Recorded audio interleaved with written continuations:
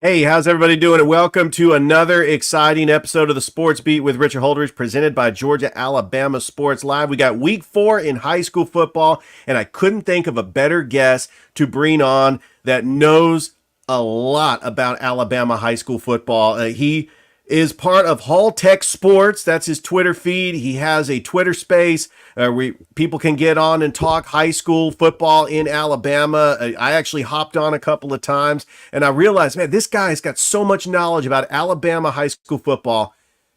I think I need to get him on the show. Please welcome to the show the member of Hall Tech Sports. How you doing?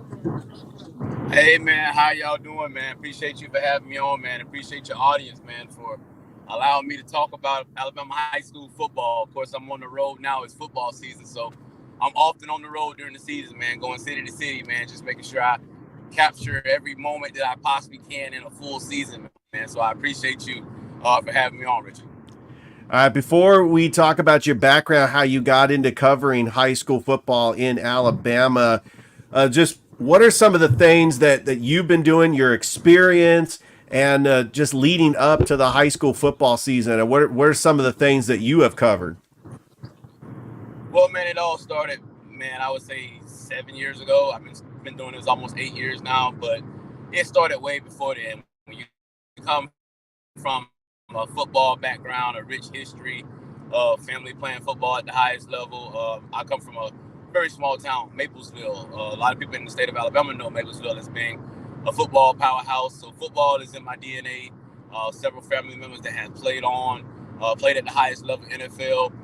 So it started really back, I would say, when I was around 10, 11 years old, when Tommy Agee, who graduated from Maplesville High School, went on to play at Auburn, had a successful career at Auburn.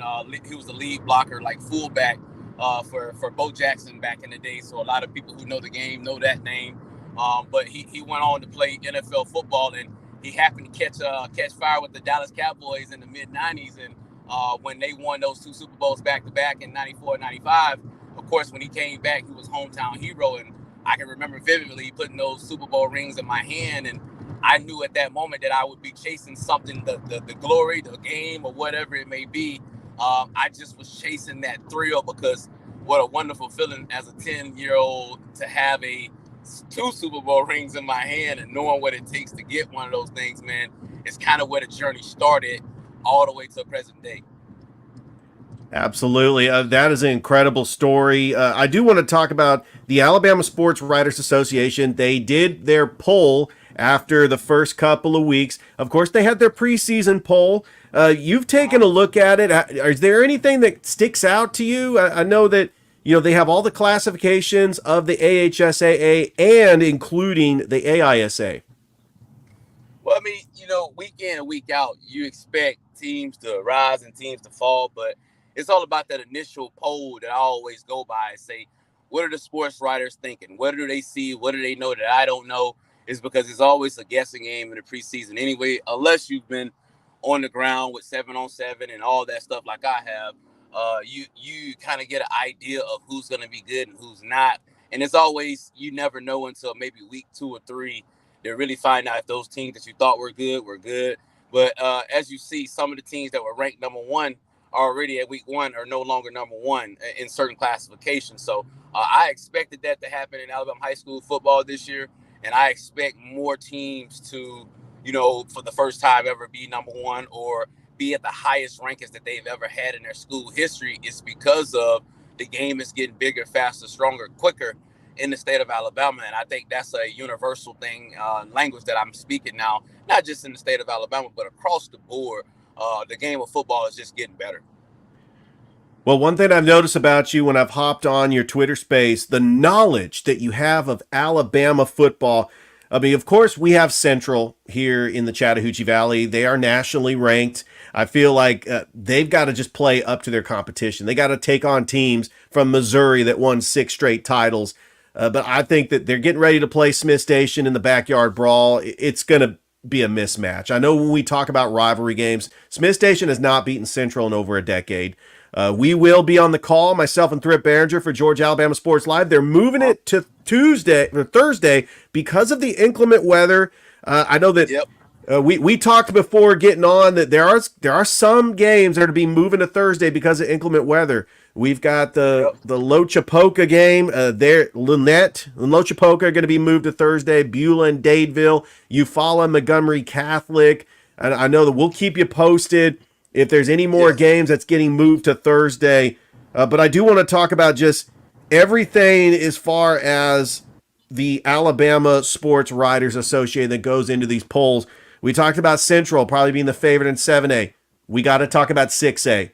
There's one player at Alabama, and I couldn't believe this when I watched the Western Kentucky game.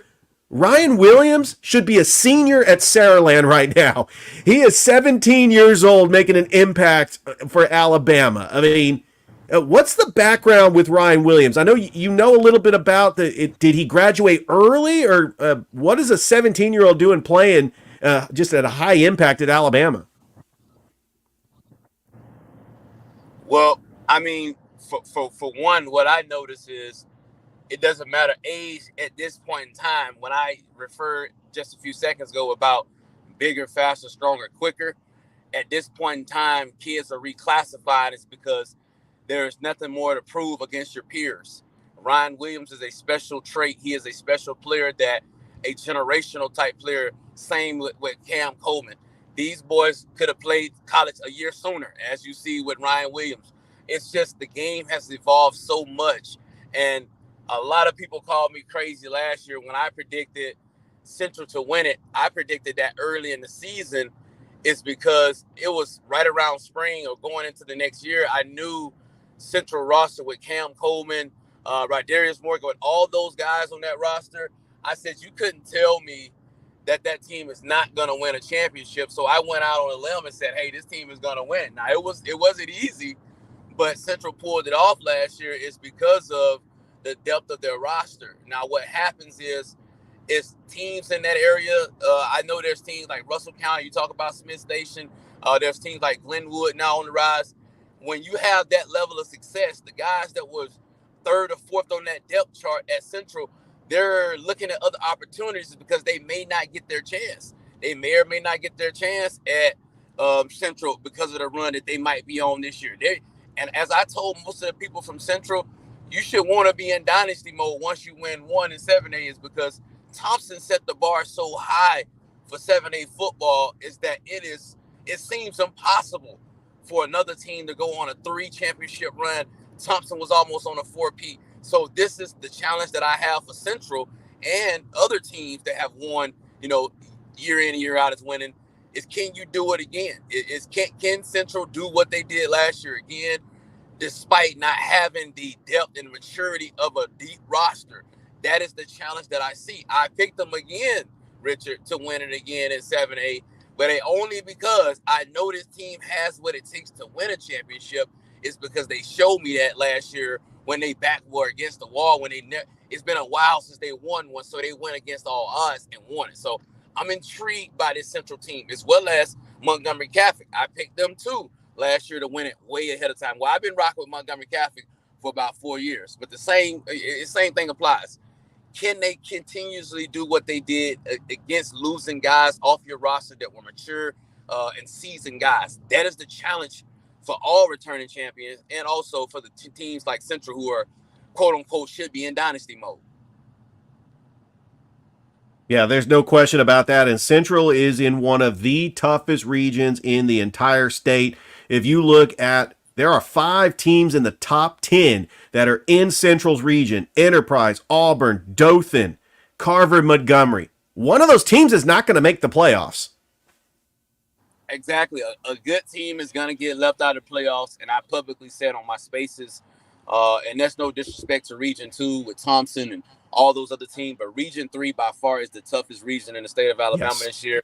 And I think everybody who knows this game this year, some people in Region 2 will probably tell you, yeah, y'all a little bit more tougher. It's because of the week in and week out grind. We're about to get one this week with Dothan and Enterprise. Somebody's going to be bruised up next week, and that's an advantage for the team who didn't get bruised up next week to handle that team. And this is the mini SEC. They have adopted that moniker this season is because of we found out last year that those guys beat each other up all season long, and the best team wasn't 110% to make it advance to the championship game and win. And that's what we saw. It's because the best team came out was not at their best when they needed it the most. And that's what happens with that Region 3 is, boy, I think what happened in Alabama high school football this year is that they changed up the playoff format. And now that that playoff format has changed, it's going to give us more chances to help those teams in Region 3 to at least apply the pressure to somebody else as opposed to seeing familiar foes, if that makes sense. Absolutely. And so we're probably going to get different matchups in the semifinals. By the way, big game this week as Auburn hosting Opelika, huge rivalry game at Duck Sanford Stadium. That's another big game. I do want to talk about the other classifications. I do want to start with 3A because, you know, we call Glenwood, and we've been calling Glenwood on Georgia Alabama Sports Live when they were in the AISA, and a lot of people were hesitant. Can Glenwood, an AISA school, compete with the public schools in the AHSAA? In fact, the preseason poll from the Alabama Sports Writers Association did not give a single vote to Glenwood or Lee Scott. I mean, Glenwood finally made it into the top 10 for their 3A poll, but it's because they're 2-0. They beat a 5A school in Valley, and they also beat one of the top teams in 1A with Elba.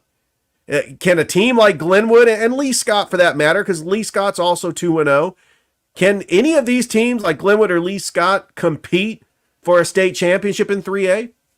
Absolutely. And I'm going to put some respect on their name. Shout out to Lee Scott Academy and Glenwood School.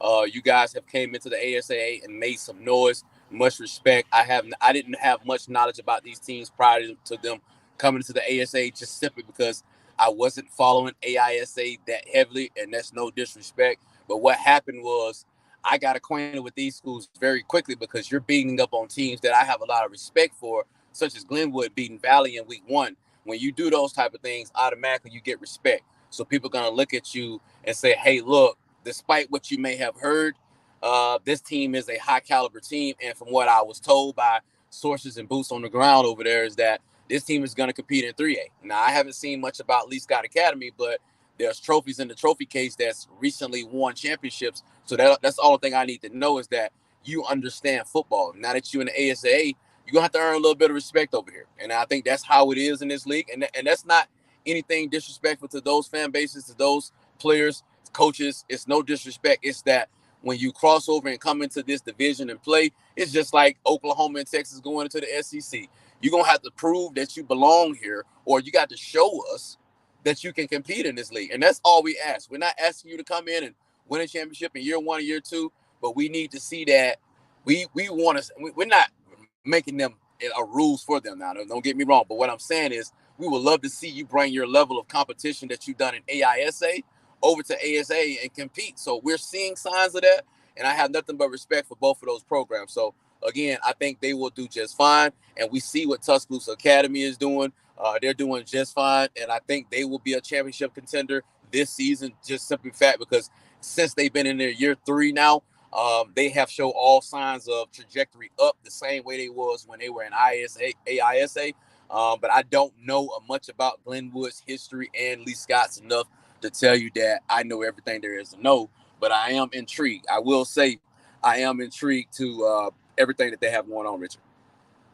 All right, before I get you out of here, there's one more team I want to talk about in the Chattahoochee Valley. I was on the call for Georgia Alabama Sports Live when Russell County took on Eufaula. Eufaula did win the game, But Russell County has a quarterback in Bryson Riggins who's probably one of the best quarterbacks in the state of Alabama. I've seen this quarterback in person, and he's got just a great touch on the football. He's got all the intangibles to play at the next level. Is a team like Russell County, which plays Wetumpka this week, and we know how good Wetumpka is. Do you think that Russell County can make some noise and compete in 6A?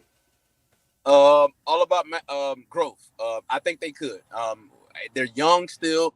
You're talking about a kid, Bryson Riggins. Shout out to Bryson Riggins, man. He is earning his stripes, putting everybody, team on his back, carrying everything he needs to do. Denver Harper's such a great athlete on the edge out there catching for him. I think they have all the pieces and tools to do what they need to do to win. It's all about maturation. If their growth has to set in sooner or later.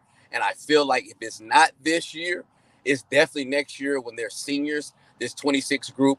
I feel like they're hitting the curve just at the right time. And this Wetumpka team, they're tough. I mean, led by Bear Woods, they're very tough. Justin Godwin on the defensive side. So I think this matchup is going to be friendlier for Wetumpka's secondary, led by Justin Godwin with those 2 interceptions back there. They're looking for balls in the air. So if Russell County, if you're going to continuously get better as a team by passing the ball, you got to go up against some good defenses like this. We're here at Wetumpka with Bear Woods. He's a legendary player at Troy. People knows his tenacity, and his team has adopted that. So therefore, Justin Godwin and those boys on the back end, I think they're going to be very excited about a chance to get interceptions. So Russell County, you're playing against teams that they know a little bit about your history. They see that you're trying to improve. So therefore, they're going to be baiting you. So I encourage the young quarterback, Bryson Riggins, to don't fall for the bait. You got a talented defenses on that side of the ball. They got ball hawks. If they can learn how to grow through losses and get to wins, I see Russell County being an impact in this game tomorrow. If they can take this energy on the road and do what they have to do, even if this game is a 3-point loss for Russell County, that shows me that all the things that I'm just telling you, the signs of growth are happening right before our eyes. And Bryson Riggins is going to do what he does. We know that. But we got to have the defense to be able to have the same energy if we talking about Russell County being a contender.